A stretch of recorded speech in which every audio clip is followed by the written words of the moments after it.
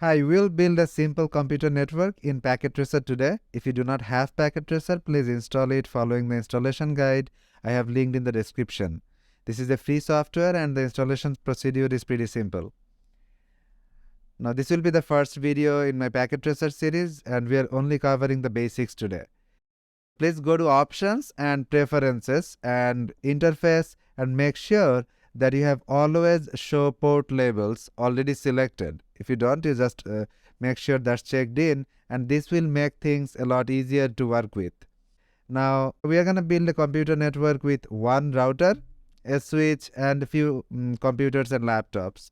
So first let's get a router, and you can choose one of these models. I'm gonna use the PT router, and you can simply drag and drop the router onto the workspace. Now to make things easier to see, I'm gonna zoom in, and you could also drag and drop the devices on the workspace wherever you would like. The next device that I need is a switch. So let's go to the switch option and you can use one of these models. I'm gonna use the switch PT and again drag and drop. Now we also need a few end devices, which are laptops, computers, tablet PCs, TV, phone. We are going to use a laptop in today's video and say a PC. So this network will have one laptop and one PC, and then I'm going to have another network which will have only a single laptop. So two networks, one with a switch, a laptop and a PC, and then the other network has a single laptop.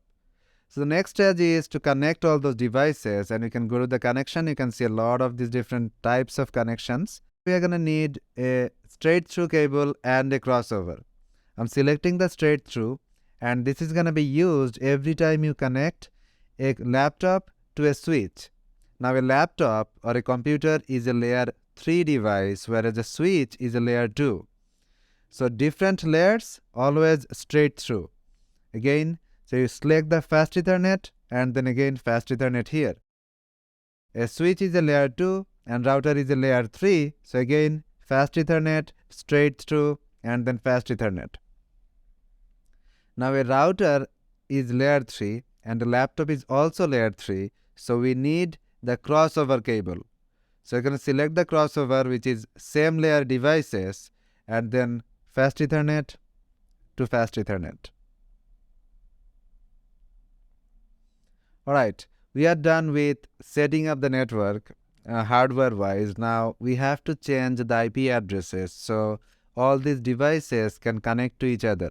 To make things easier to explain, I'm gonna add some notes here. This is not required to set up the network, just for demonstration purpose. So how to change these IP addresses, calculate this IP address, this is something beyond the scope of this video. I'm gonna assume that you know how those IP addresses should be set. I'm gonna just put these small labels for these devices right here. At the top right, you have one laptop, so we need an IP address for that, and we also need a IP address for the router interface. The same thing for the other network on the left. So one IP for the laptop, one IP for the desktop, and a third IP for the router interface.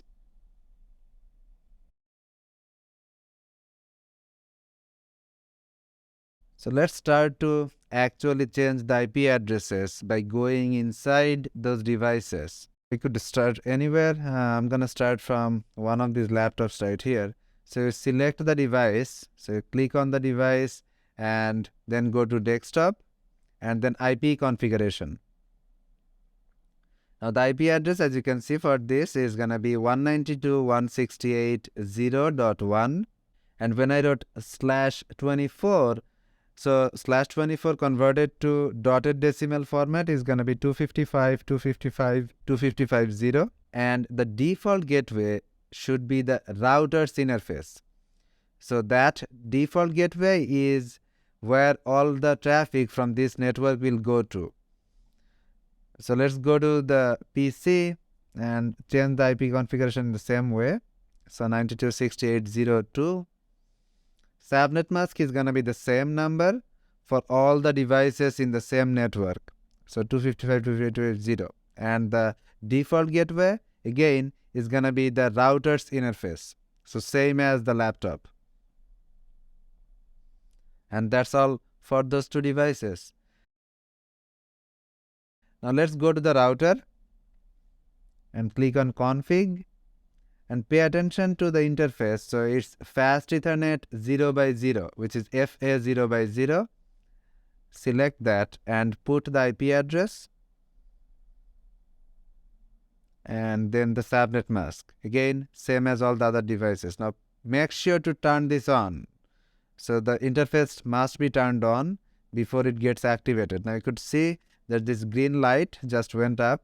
So it means that now the traffic is working. So because we are already in the router, so let's configure the other interface. So FA 1x0 is 10.10.10.2 and /24. So that means 255.255.255.0 and again turn it on. The last IP address is for that laptop right there. So go to desktop, IP config. And yeah. So /24 again, it's going to be 255.255.255.0.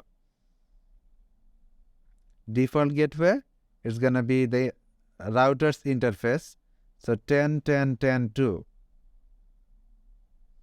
And we are done with IP addressing. So the last step is to make sure that all our configuration is indeed correct and we can reach a device across the network. So I'm going to select this router and let's select any of the other devices, and yeah, our ping is successful. So simply click on that simple PDU and you can just keep clicking on devices to make sure they can reach each other. Now you can see we get a faint packet, which is completely fine. Sometimes that happens when you're first transmitting a packet from one device to another, so it's okay. Another cool thing in Packet Tracer is the simulation mode, which is on the right hand side. Click on simulation, then create a simple PDU and source and destination. So now you can see the packet traveling from one hop to the next and then travel back. So this is just another way to visualize how your packet is traveling throughout the network. Thank you for watching and I hope you found it helpful. I'm going to see you in the next one.